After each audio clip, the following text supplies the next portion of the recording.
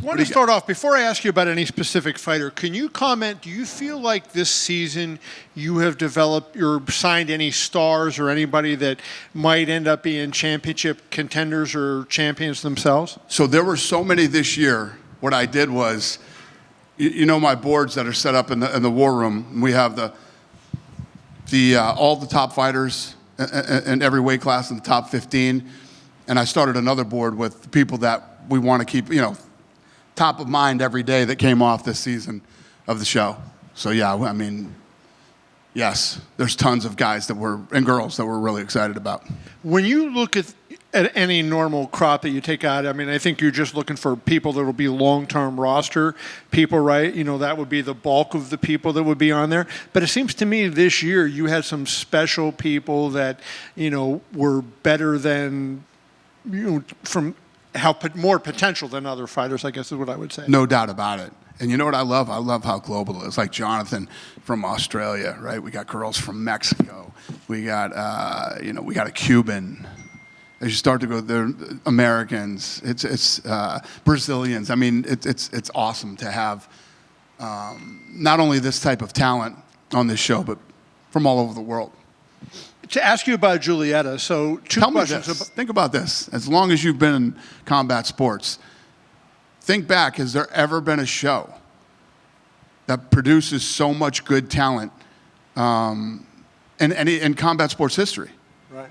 Probably. Never. I mean, other than The Ultimate Fighter, and this is actually I mean, I wish we could do this every Tuesday for the rest of the year. Why can't you? Because there's not enough talent.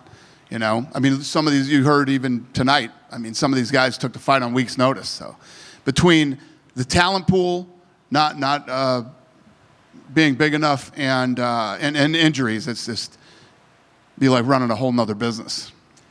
So Julieta's the decision to not take her. It seemed to kind of like the Bo Nickel thing. I mean, what else could she do? She went in there and looked tremendous. So I want to ask you about that decision. There's a big difference between her and Bo Nickel, though. Bo Nickel needed a little more experience, needed to see him again against somebody else, of a high caliber. This girl is super green. She turned 20 2 months ago. Yeah. Turned 22 months ago, and she is undersized for that weight division. She's really talented, but it's not the right time. She's a baby. She doesn't need to step into the UFC right now. We love her. We'll do whatever she needs down at the PI. Let her train at the PI. Let her get more fights in her weight class until she, starts to fill out. Tonight you saw a little girl fight a woman, and the little girl won. You know what I mean? Because I wrote down Spunky Monkey she was all over the place, bouncing around like a little maniac. She's awesome. She's acrobatic. She's got obviously a ton of heart. Landed some, just the head kick she landed was beautiful. A flying knee, she needs more time. And the one thing I wanted to ask you, I remember when you opened the PI and I talked to you and you were talking about being able to finally mine the talent from down there and everything. Is this kind of the first sign of what you're seeing from that thing being open? What is it, 8 months now? 100%. And, she's with Dominic Cruz. Dominic Cruz is down there and is one of her trainers. I mean, once she starts to work with people like that, and she just needs time. She turned 20 2 months ago. We love her. She's just not ready. Did you? I want to go to Luis and the Nick fight. Like Nick gets the choke in early on, and it looks like he came out like a house of fire, and he's going to win that fight and get his contract in the second thing. And Luis I haven't seen the scorecard yet, but I would imagine he won that first round because he was landing some major shots after there. The kind of heart that he showed to fight off that choke and to come back. I said the same thing to Sean and Mick when the fight started. I said, the mentality of this guy. First of all, let's start with this. You take the fight on a week's notice. Royval, he comes to corner Royval. Then that happens to you in the first 15 seconds of the fight.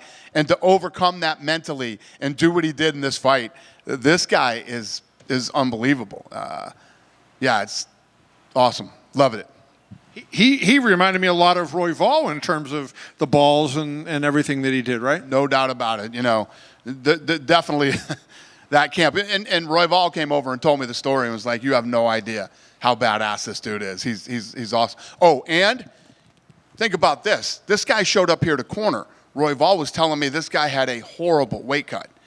He said, we stayed up till 6 o'clock in the morning cutting weight, him and the team. So that guy went through hell to cut weight. You can only imagine. If you think of another cool fact, not one person missed weight this entire season of the Contender Series. And yeah, I mean, this guy's 10-0 now. You know, what's my favorite line here? I'm not looking for 30-year-old contenders. Yeah, this dude's awesome. I can't wait to see him fight next. And the pace in that fight was just insane too. I mean, and Nick would take him down, and next thing you know, he's flipped on his head. I mean, it was crazy. Well, again, you got to think about Nick's mentality. This guy was very hyped up by Daniel Cormier himself. A lot of hype around this kid. He came into the first one, and I didn't think he won the fight. I thought the judges got it wrong, and I said, "Yeah, I don't agree that he won. I want to bring him back." He agrees to come back. Much respect for him for doing that. Then comes in. His fight falls out. His opponent falls out a week ahead, and they slide this dude in. And just everything about this fight was incredible. And as good as he was, would he be, if you were picking fighter of the night, would he be fighter of the night, or would it be Yadir or Nick? Because in both of those cases. You know what the beautiful thing is? That's the question tonight. That's how good tonight was. If I can ask you, you put out a video that you were pretty adamant on about the rankings and about Khalil Rountree. And obviously, the rankings I saw tonight, there was somebody from a newspaper called, was it the Cherokee Sun or something, that is on the rankings panel. But your adamance was a little, where do you put Khalil? Obviously, we all greatly respect what he did against Alex, but he got knocked out, and the Volkan ahead of him has won, 2 or 3 in a row, and Nikita Krylov has won 3 or 4 in a row. I mean, how do you move a guy up getting knocked out with, guys like that ahead of him that have won? If you look at who Pereira has beat, right, and how he's beat him leading up to this fight, he was winning on the scorecards when he got stopped. He was the head on the scorecards, stayed in the pocket, put on one of the greatest fights anybody's ever seen, and he stays at number 8. It's just I can't handle incompetence. I can't take it anymore. It's driving me crazy. And I can't let people that I don't believe know what the fuck they're talking about deal with the rankings anymore. I just can't do it. I have to figure out a solution. Tomorrow I have a meeting with a group of people that are coming to me saying they have the solution to this problem. And God, I hope they're right, because I'm going to change it. The media will no longer control the rankings in the UFC. Do you feel like it's fair?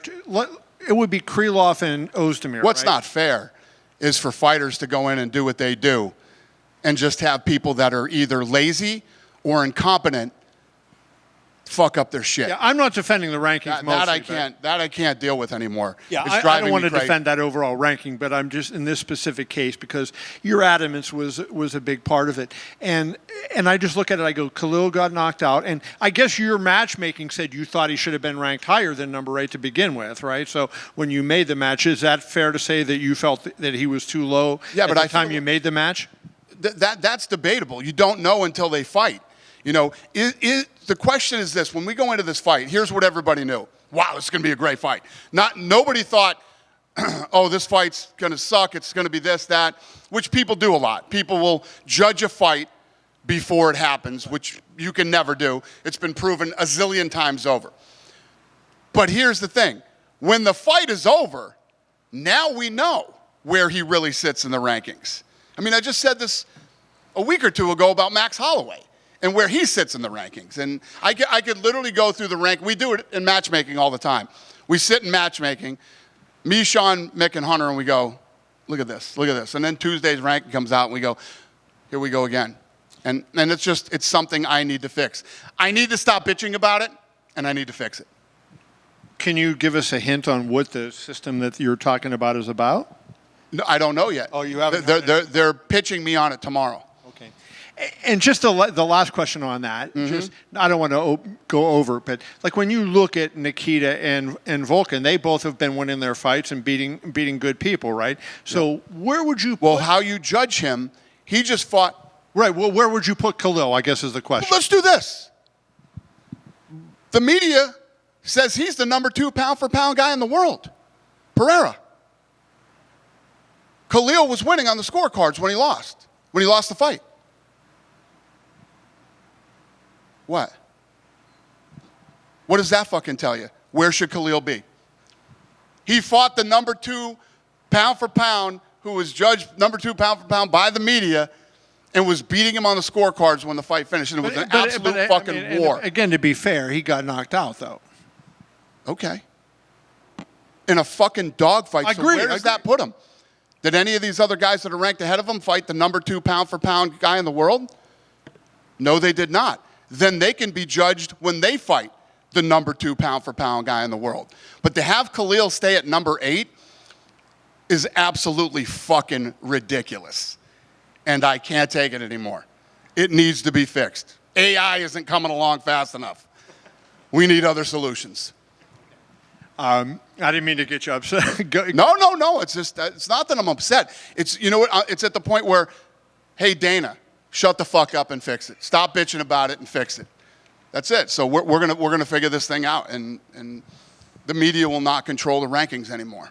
How much in your matchmaking meetings do you pay attention to them now, given that you've been talking about this as a long-time problem? Like, do you even look at those rankings and consider them when you're making the fights, or do you just go off of what you think they should be? No, we do. We obviously, the rankings are very important. It's important, or I wouldn't be, the rankings, judging, reffing. There are a lot of things that we can't control, because there should never be a scenario where we are personally controlling the rankings. Can't happen. You have to have another system in there where for instance, if I think, at the end of the day, I make fights that people want to see anyway. But I believe that I should not be the one controlling the rankings. So we're going to figure out a different system, because it can't be the people who have been doing it, because they're not doing it right. And then last question for you is you referenced Royval a little bit here, but I did not hear you speak about Royval at all. His performance against Tyra, I thought that was such a fantastic fight, and I agree. He's looking to get back in the title picture, and certainly he has an argument given what he just did and who he's also beaten. What was your take on his performance, and do you agree with him in terms of his saying that he deserves to be in a title fight soon? Yeah, incredible fight. And obviously, he deserves to be in a title fight. We'll just see how that plays out over the next several weeks. But yes, I agree. Unbelievable performance by both guys. Hi, Dana. Probably your favorite question. Conor McGregor and Dan Hooker have made a fight all on their own. What do you think of that fight, and is that something you're even interested in? Yeah, obviously, that would be a great fight. I like that fight. I did not announce a fight. Have you talked to either of them about it since they announced it? UFC Tampa is scheduled for December. There have been 2 big hurricanes that came through Florida. Is that still the plan, do you think, or will there be? I think so, because I think that, I don't know for me to speak like this, but I've heard from people it wasn't as bad as they thought it was going to be. It was still bad, and obviously, but I don't think it was as bad as they thought it was going to be. So we'll see how quickly things get cleaned up there. But yeah, we want to go back to Tampa. Tampa's an incredible market for us. And we have an unbelievable economic impact on cities, and I'm sure Tampa could use it. Right. Last weekend, Themba Garimbo, he won his fight, and he mentioned he would like to be the backup for the Nick Diaz-Vicente Luque fight. And who wanted to be the backup? Themba. Who? Themba. Okay. Garimbo. Yeah. He'd like to be the backup. I guess he predicted that fight wouldn't happen last time, so he wants to be the backup this time. Is that something you'd consider? I don't know. I don't know. I mean, it's not like we do backups for fights like that. We do backups for title fights. But yeah, I mean, obviously, if something happened, I guess we got a guy. Ariana Grande did a UFC skit on SNL this weekend or last weekend. I'm curious, did they reach out to you guys about it ahead of time, No. or did you? No, what did you think of it? my phone started blowing up after it aired, and I thought it was brilliant. I thought she killed it. Yeah. Yeah. And just an update from last week. I'm not sure if you saw Oscar's fight, but he won, knocked his opponent down 4 times. So yes, I did see it. I actually, after I talked to you guys that day, I moved my schedule around that morning so that I could watch it, and then they moved the fight, so it screwed my whole thing up. I won't tell you how I watched it, but I watched it. Yeah, he's a good kid. I'm happy for him. I mean, it was pure dominance. I mean, he dominated that guy. It was ugly. Is it exciting to see that people like media, no, I don't think any of us are going to do bare knuckle, but to see that the influence of just coming here and covering a fight can inspire somebody to go out and do something like that? Yeah, it's a little crazy, to be honest with you. But yeah, good for him, man. You cannot deny his performance. He went out and absolutely destroyed that guy. Thank you. Who does that guy work for? Who? The guy Oscar? he fought. I think he does his own He thing. does. He works for DAZN. He does some play-by-play. commentary and works for a lot of people. Got it. Yeah. Dana. The Cuban kid beat the brakes off the Brazilian, and, you gave him high praise. One, I think, you said that, you can't wait to watch him fight. I agree with you. How high do you think his ceiling is? And also the Brazilian kid that he fought showed toughness. Is he someone that you're going to bring back? First of all, this guy Antonio, I don't know what that guy's face is made out of. He didn't even cut with all the elbows till the last round when he was mounted. The guy's never been knocked out, 22 fights, and something about Del Valle, I liked him the minute the fight started because, it was up against the fence, and,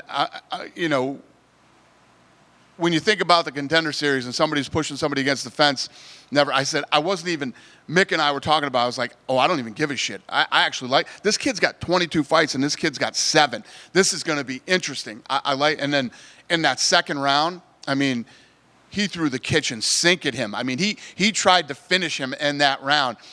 Then it gets interesting. How much left does he have in his gas tank after this? So it was a fun fight. I love the way that both guys fought that fight. 135 significant strikes, 168 total. I mean, incredible. To 42. 135 significant strikes to 42 in that fight. Badass fight. I'm excited to see Del Valle fight again. Were you happy that Herb Dean let the fight go in that second round, or if he would have stopped it, do you think it was acceptable just to stop that fight? Yeah, I think it could have been stopped, but obviously anybody who thought that was wrong, because and Antonio in the third round opened that third round like he was. So Sean Shelby told me that that's what this kid does. So apparently he has obviously an incredible chin, and he starts taking punishment, then he comes back and wins the fight. He's never been knocked out. And Sean said, don't be surprised if he comes back in the third, because this is like what this guy does. So it was awesome. The first fighter from this season competed last weekend, Cody Haddon, the Australian kid. I was just wondering if you watched his fight. Say that again? Oh, the kid. Yeah, no, I didn't see it.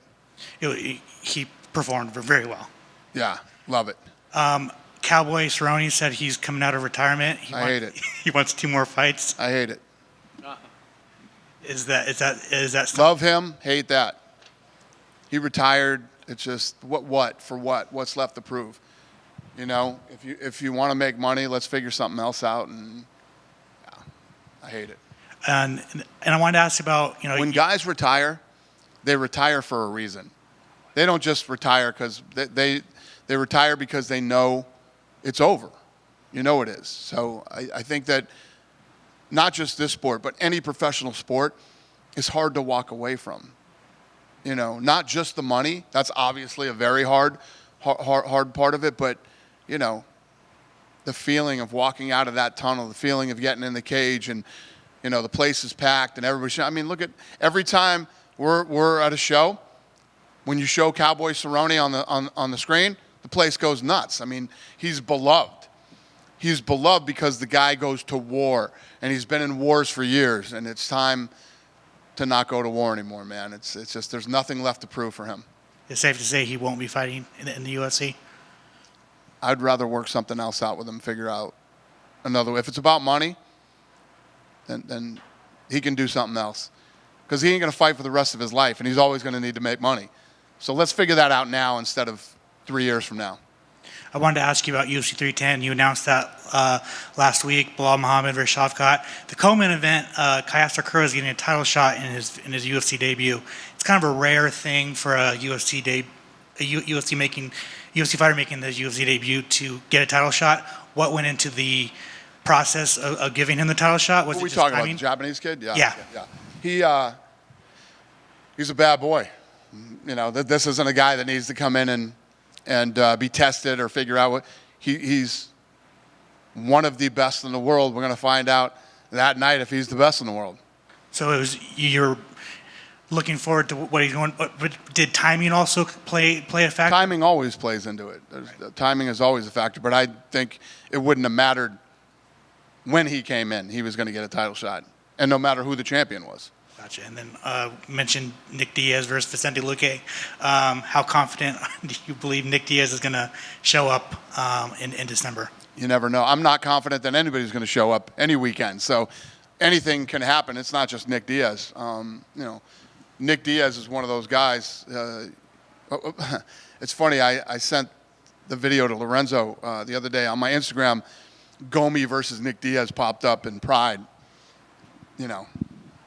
Nick Diaz isn't not going to show up because he's, concerned about fighting anybody. Anything is possible, especially when you get older, especially when you haven't competed in a while. Anything is possible, but we'll see.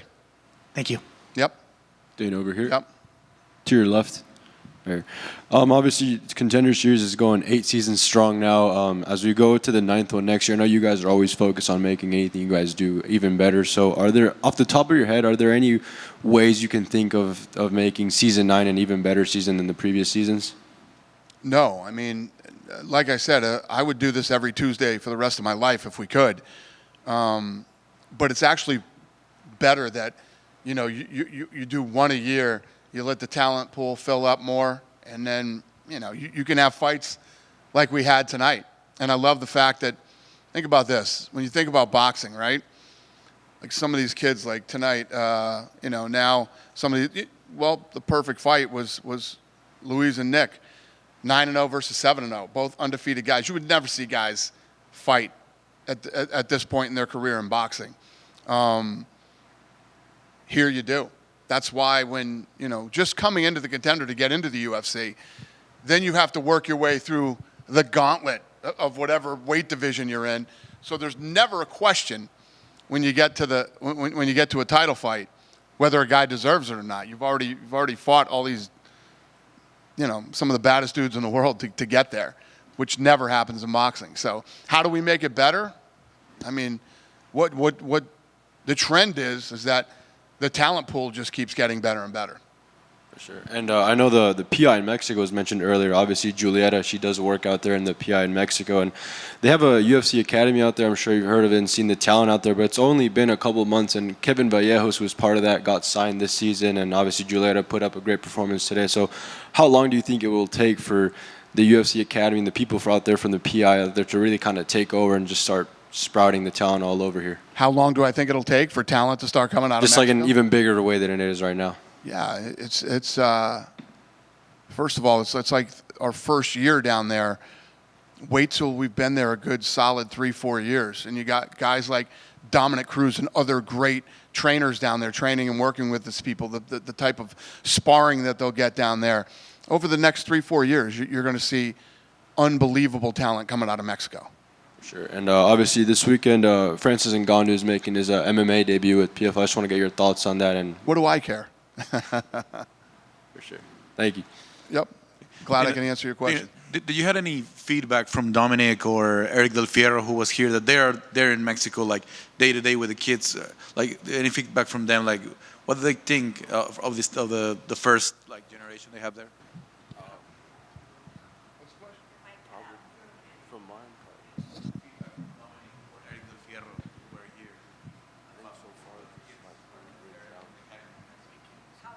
Any feedback from Dominic Cruz or Eric Del Fiero about how the kids are doing down there? At the PI. Yeah, I would ask them that. And Obviously, I hear good things. Yeah, I was just talking to Dominic tonight, but that's a question for them. And when you see a girl like Julieta, who's so talented, but she's like she's small for the 115 division. For the weight class, she's small for the weight class, and she's really young, and she's really green. That's why I didn't bring her in tonight. We can keep her down the PI. She's talented. I don't want to see her come to the UFC and get hurt. She's too young. She's got nothing but, you're not even in your prime till you're 28.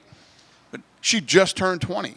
But especially in Latin America and Brazil, there's a lot of 105ers that are really talented. Well, that's the other thing. As you start to talk about South America, you start to talk about, Asia, whether it's China or Japan or Korea. As we keep cultivating talent in these places, we might end up creating another division. Like the 105 is like in your mind right now? Like Do I want what? the atom weight could be on your mind? Yeah, that's what I just said. Yeah. And Ledley, you, Sean, and Hunter, and Meek are the ones who know more about how the fights are done, if someone refuses to fight, if someone gets injured.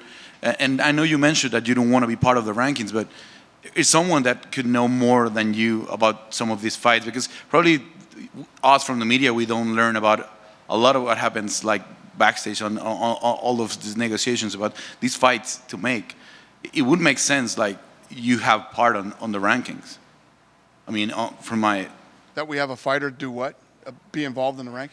Yeah, like you and me and Hunter and Sean, like take part of the rankings. And I know you said that you don't want to do it. No, we can't do it. I don't think that it's right that we would do the rankings. No matter how unbiased you try to be, it's impossible. And I'll be honest with you. There are some fighters I don't like. There's fighters that I really like. And there's things that are good for the business. There's things that you might think, I don't want that in our hands at all. Not mine, not Sean's, not Mick's, not Hunter's, nobody's. There has to be a third party that or AI or something that does the rankings. It's impossible not to be biased. And I believe that there's bias with the media too. It's impossible not to be biased. So, no,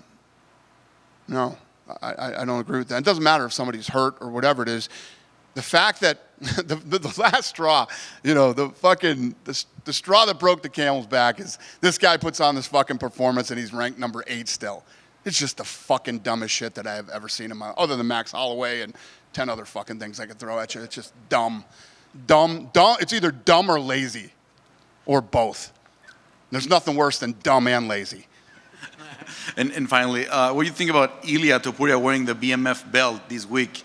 And one question that most fans has, like Max being the BMF champ, why is that not in the table for this fight? What's the question? Yeah. Yeah, that belt's, I get it. He wants to rock his belt. And there was talk about, in the artwork, him having it. But that belt isn't up for grabs that night. So there's no reason to have that belt in any of the pictures. You won't see it again unless, Max brings it and wears it and stuff like that. That's up to him. It's his belt. But I think his question is, Ilya was actually the one wearing the BMF belt. Oh, was he really? Yeah, he's been wearing all week and posting on interesting. social media. And So we wanted your thoughts on Ilya wearing it, and is there a chance the BMF belt can be at play during that fight? No, it's not. It's not up for grabs, and sounds like a little mental warfare to me. I don't know. I haven't seen it, but yeah.